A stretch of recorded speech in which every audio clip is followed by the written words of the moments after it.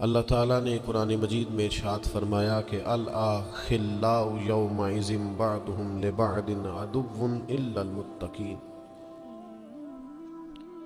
فرمایا بڑے گہرے دوست بھی قیامت والے دن دشمن بن جائیں گے سوائے ان کے جو پرہیزگار ہوں گے۔ پرہیزگار لوگوں کی دوستیاں قیامت والے دن بھی قائم رہیں گی، باقی جو گہرے ترین دوست ہوں گے وہ قیامت والے دن دشمن بن جائیں گے۔ الا المتقین، سوائے پرہیزگاروں کے۔ دنیا میں آپ کو کوئی شخص ایسا نہیں ملے گا جس کا کوئی دوست نہ ہو، اور وہ لوگ بھی بڑی کثرت سے ملیں گے جو دوستوں کا شکوہ بہت کرتے ہیں۔ دوستیاں لگانا، دوست بنانا، تعلقات استوار کرنا یہ منع نہیں، شرط یہ ہے کہ دوستی اللہ تعالیٰ کی رضا کے لیے لگائی جائے۔ ہمارے ہاں جتنی تیزی کے ساتھ دوستیاں لگتی ہیں اس سے زیادہ تیزی کے ساتھ دوستیاں ٹوٹ جاتی ہیں۔ اس کی سب سے بنیادی اور اہم وجہ یہ ہوتی ہے کہ ہمارے ہاں دوستیوں کا جو معیار ہوتا ہے وہ دنیاوی لالچ ہوتا ہے۔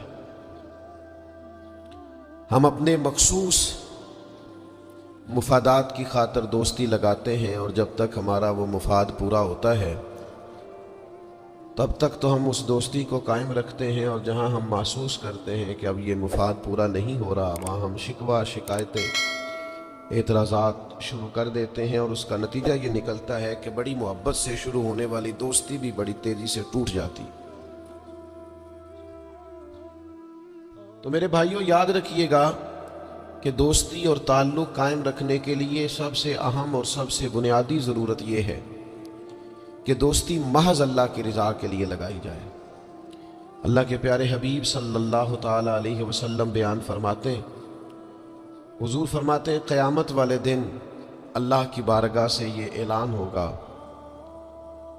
کہ کہاں ہیں وہ لوگ جو میری رضا کے لیے آپس میں محبت کیا کرتے تھے۔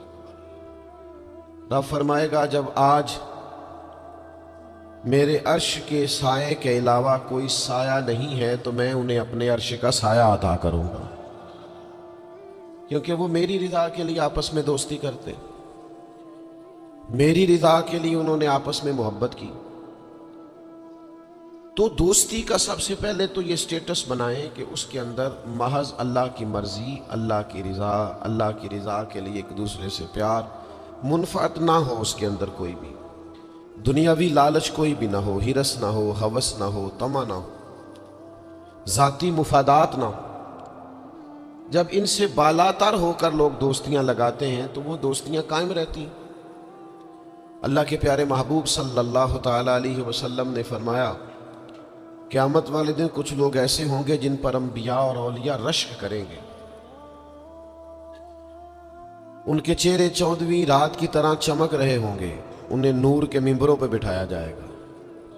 یا رسول اللہ اتنی فضیلت ان لوگوں کو حاصل ہے، یہ کون لوگ ہیں؟ تو حضور فرماتے ہیں یہ وہ لوگ تھے جو جس سے بھی دوستی لگاتے تھے، پیار کرتے تھے، محض اللہ کی رضا کے لیے کرتے۔ تو اللہ تعالیٰ صبح قیامت انہیں اعزازات سے نوازے گا، شرف سے نوازے گا، فضیلت سے نوازے گا۔ دوسری بات یہ ہے کہ دوستی کب قائم رہتی ہے؟ دوستی تب قائم رہتی ہے جب ہم نہ دوستوں سے زیادہ امیدیں نہ لگائیں، انسانوں کو انسان ہی سمجھیں، ان سے بہت لمبی اور وسیع امیدیں لگا لینا اور بڑے وسیع مطالبات کرنا اور بڑی لمبی چوڑے تقاضے دوستوں سے کرنا۔ میں اکثر دوستوں کی خدمت میں یہ گزارش کیا کرتا ہوں کہ اپنے دوستوں سے کوئی مطالبہ کر کے انہیں آزمائش میں نہ ڈالو۔ تم نے اپنے ہی دوست کو لا کر پل صراط پہ کھڑا کر دیا ہے، بیچارہ اس طرف جائے کہ اس طرف جائے۔ ان سے کوئی ایسا مطالبہ کرنا جو ان کی پہنچ سے باہر ہو، ان کی حیثیت سے بڑھ کر ہو، ان کی طاقت سے زیادہ ہو، تو اس کا مطلب یہ ہے کہ آپ نے اپنی دوستی کو خود آزمائش میں ڈال دیا۔ آپ اتنے لمبے چوڑے تقاضے نہ کریں، آپ محدود سا لوگوں کے ساتھ تعلق بنائیں۔ وہ جی میں اس کے اتنا کام آیا ہوں تو اب اس کو اس سے ڈبل آنا چاہیے، تو آپ نے دوستی کی نہیں، آپ نے تو تجارت کی۔ اگر آپ کی محبت ہوتی تو پھر تو آپ کا انداز اور ہوتا، جب تیرا حکم ملا ترک محبت کر دی، دل مگر اس قدر تڑپا کہ قیامت کر دی۔ تو یاد رکھیے گا کہ آپ حکم جب آ گیا، جب آپ محسوس کریں تو اس وقت پھر آپ اس چیز کو سمجھ جائیں۔ تو دوستیوں کو کبھی بھی آپ کٹہرے میں کھڑا نہ کریں، تعلقات کو کبھی بھی آزمائش کی بھیٹ نہ چڑھائیں، اس طرح کا ماحول نہ بنائیں جس میں آزمائش پیدا ہو، جس میں تکلیف بڑھ جائے، جس میں کرب کا احساس سامنے والے کو ستائے۔ کوشش کریں گنجائش رہے ماحول کے اندر، آسانی رہے، وسعت رہے۔ تیسری بات یہ ہے کہ اگر آپ محسوس کرتے ہیں کہ دوستی کو چلانا ہے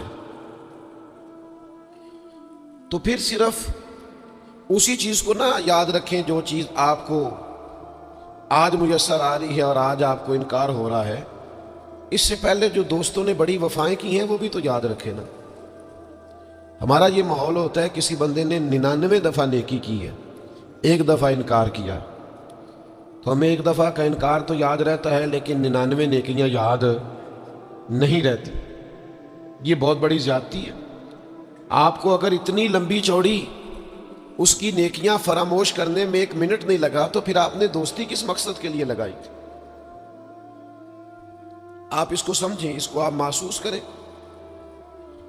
تو میں نے یہ دیکھا ہے زندگی میں کہ لوگ چاہتے ہیں کہ روز ان کا مطالبہ پورا کیا جائے، روز ان کا مطالبہ پورا۔ ہمارے ایک دوست تھے، بزرگ تھے، تو وہ سلسلہ طریقت کو چلاتے تھے، خانقاہ نظام کو، نظم کو لے کے چلنا مشکل ہوتا ہے۔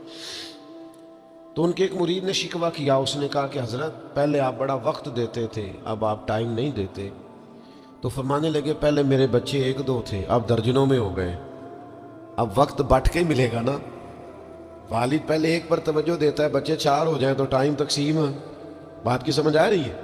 تو وقت تقسیم ہو کے ملے گا نا جب بچے بڑھ جاتے ہیں۔ اور فرمانے لگے ابھی تو میرے سمجھ لو 10-15 بچے ہیں، تو جب پوتے نواسے نواسیاں ہو گئے تو یہ اور زیادہ بڑھ جائے گا، پھر اس میں اور زیادہ تقسیم کار ہو جائے گی۔ تو پھر اس طرح کر کے ماحول میں تقسیم ہو جاتی، اور یہ ہوتا ہے، یہ ایک صورت ہے۔ آپ دیکھیے نا، کبھی ایسا بھی ٹائم تھا حجر اسود پر کہ اس کو ہاتھ لگا کے آپ چوم لیتے تھے، اور ڈھیروں وقت صحابہ اس پر چہرے رکھ کے رویا کرتے۔ پھر ایسا وقت آیا کہ چھڑی لگا لو بھائی، چھڑی لگا کے پیچھے ہٹ جاؤ، اور اب ایسا ٹائم ہے کہ آپ دور سے استلام کر لیں۔ اب اگر آپ کہیں کہ مسلمان دیکھو جی حجر اسود کو تو ہاتھ لگانے کا موقع ہی نہیں مل رہا، تو بھائی نبی پاک نے تو فرمایا میں قیامت والے دن کثرت امت پر فخر کروں گا کہ میری امت زیادہ ہے۔ تو یہ تو تعداد کا بڑھنا، یہ تو کثرت کا ہونا، یہ تو باعث ناز اس کو سرکار نے کہا۔ اب آپ دائروں میں محدود کرنا چاہتے ہیں، آپ اس طرح کا ماحول بنانا چاہتے ہیں کہ کوئی شخص مقید ہو جائے، وہ اس دائرے سے باہر نہ نکلے، تو یہ تو بات درست نہیں ہے۔ تو کوشش کرنے کا مقام یہ ہے کہ آپ دوسروں کے لیے بھی گنجائش پیدا کریں، دوسروں کے لیے بھی آسانی کرنے کی کوشش کریں، پھر تعلق برقرار۔ اور پھر آپ پچھلی نیکیاں بھی تھوڑی یاد رکھیں کہ اس سے پہلے اس نے بڑی نیکی کی، بڑی محبت کی، تو پچھلی نیکیاں بھی دوستوں کی یاد رکھیں۔ صحیح بخاری سے ایک حوالہ عرض کرتا ہوں، نبی پاک صلی اللہ تعالیٰ علیہ وسلم کا نا ایک راز لیک ہو گیا۔ حضور مکہ مکرمہ پر حملہ کرنا چاہتے تھے، تو ایک خط لکھ کے دیا گیا ایک عورت کو کہ جا کے پہلے سے آگاہ کر دو مکے والوں کو کہ تم پر حملہ ہونے والا ہے۔ اس عورت نے وہ خط اپنے بالوں میں چھپایا اور وہ نکل گئی۔ اللہ تعالیٰ نے محبوب پاک کو اطلاع دی، حضور علیہ الصلوۃ والسلام نے حضرت مولا علی کو 2 صحابہ کے ساتھ بھیجا، فرمایا مقام خاک پر تمہیں ایک بی بی ملے گی، اس کے پاس سے خط ہے جو کفار کی طرف جا رہا ہے، اسے گرفتار کرو، وہ خط لے لو اور واپس آ جاؤ۔ حضرت مولا علی شیر خدا رضی اللہ تعالیٰ عنہ وہاں پہنچ گئے، اس خاتون کو گرفتار کر لیا، اس کو کہا وہ خط دے، وہ کہنے لگی میرے پاس تو نہیں ہے، کوئی خط نہیں۔ تو حضرت علی فرمانے لگے چونکہ میرے نبی نے کہا ہے تو خط تیرے پاس ہی ہے۔